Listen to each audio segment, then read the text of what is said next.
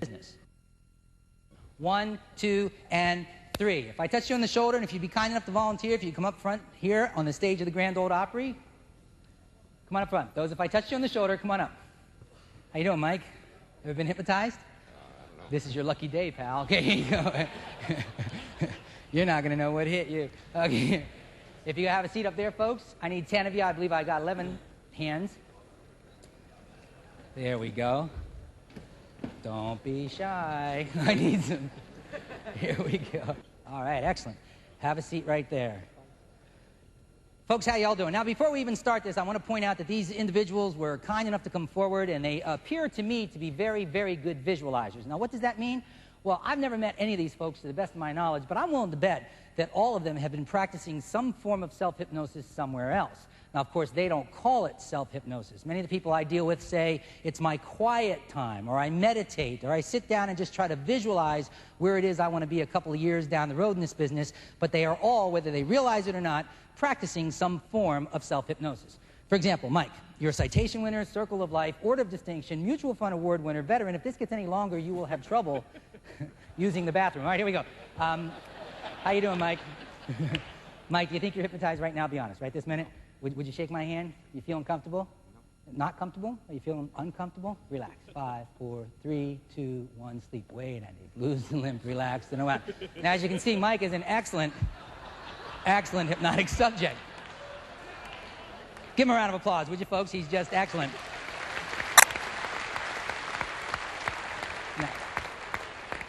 Now, ma'am, feet flat on the floor if you don't mind, and your first name is? Kimberly. Kimberly, you were one of the speakers a few moments ago, weren't you? Yeah. Have you ever been hypnotized before? No. Would you pick one of those lights up there? Oh, goodness, we have a multi-different color lights. Would you pick one of the blue or one of the yellow lights and take a nice deep breath? Breathe in deeply. Just remember how you're feeling a few moments ago. Just remember 5, 4, 3, 2, 1. Sleep, Kimberly. Wait and deep. Loose and limp. Relaxed and wound. Deeper. Sleep. Wait and deep. Loose and limp. Is that amazing or what? She's just excellent, isn't she? Sir, your first name is? Fred. Fred? Yes. Ever been hypnotized, Fred? Couple times. Take a nice deep breath, would you? Sleep, Fred. Wait and deep. Loose and limp. Relaxed and wound. Now, I can tell by the look in your eyes you don't believe what you're seeing, right? No. Okay, well, have you ever been hypnotized, Dean? Once. Once. Take a nice deep breath, Dean.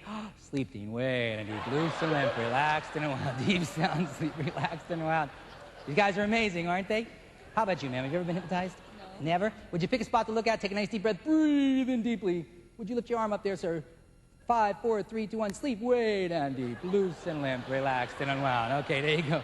Nice deep breath, sir. Breathe in deeply. Sleep. Wait and deep. Loose and limp. Relaxed and unwound. How you doing, sir? Take a nice deep breath. Breathe in deeply. Just remember how you're feeling a few moments ago. Remember the relaxation. 5, 4, 3, 2, 1. Sleep. Deep. Sleep. Deep. Sleep. Sleep deeper. 5. Deeper. 4, 3, 2, and 1.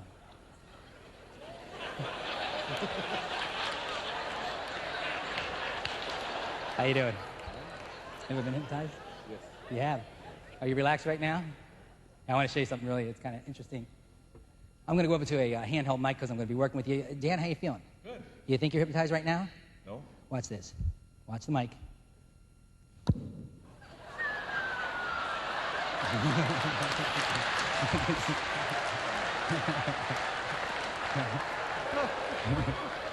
How you doing, sir?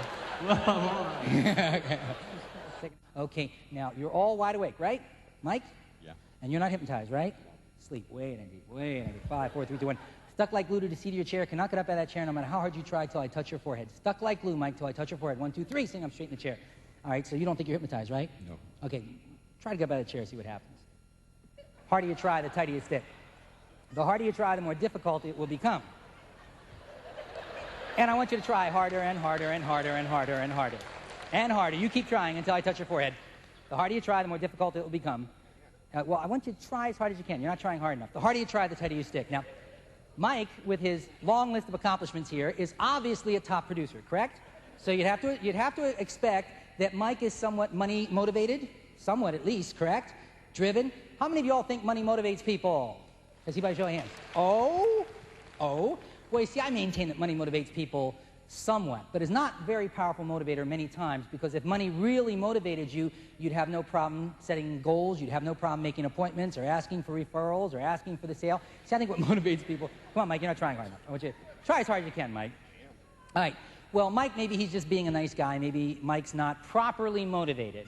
So what do we say in this culture these days? Maybe if we had money in front of him, people say, show me the money, right? Well, let's hear it. Show me the money. Let me hear it. Come on, louder than that. I'll give you $100 if you stand up out of that chair, stuck tight like glue. The harder you try, the tighter you stick. I'll give you $200, Mike. All right, here you go. This is real money, folks. I'll give you 100, I'll give you 200. This is the real shebang here. This is the Ben Franklin. I'll give you $200, Mike, stuck tight. The harder you try, the tighter you stick. Tell you what, Mike, I'll give you 300. I'll give you 300. $300, Mike. 3 $100 bills. I'll tell you what, I'll give you 500. Here you go. $500 there. $500. Tell you what, I'll give you 1,000. 3, 4, 5. There it is. $1,000. $1,000 stuck tighter. I know it's ridiculous. Stuck tighter. The harder you try that. I'll tell you what, I'll give you 2,000. Here's actually $2,000 here. Had to bring the real thing. Been carrying this around nervously. All right, here you go. $2,000, Mike. The harder you try, the tighter you stick. $2,000, Mike. $2,000. Say, show me the money. Hey, $2,000, Mike. Mike, you look tired. Sleep. Wait, 95, 4, 3, 2, and 1. That's real cash, folks. $2,000. I want to point out a couple things here. First of all, why didn't Mike get up out of the chair for the money? Well, because at that moment, he wasn't focused on the money. At that moment, Mike was focused on being stuck to the chair. And as you see, this focus stuff can help you or it can hurt you. If you're focused on the rejection, if you're focused on the problems, hey, if you're focused on the past, it can paralyze you. If you stay focused on the positive, focused on the future, and focused on what you can accomplish, you can become highly motivated. Because it works both ways. I could have told him something totally different. I could have told him at the count of 3, you're going to jump up out of that chair and run up to there and grab that money, and nothing will stop you. And then you could have had 5 of the biggest guys on the stage trying to hold him down, and I'll guarantee you somehow or another he'd have worked his way out and gotten to the money. So the focus can help you or the focus can hurt you depending on what you're focusing on. Okay, Roger.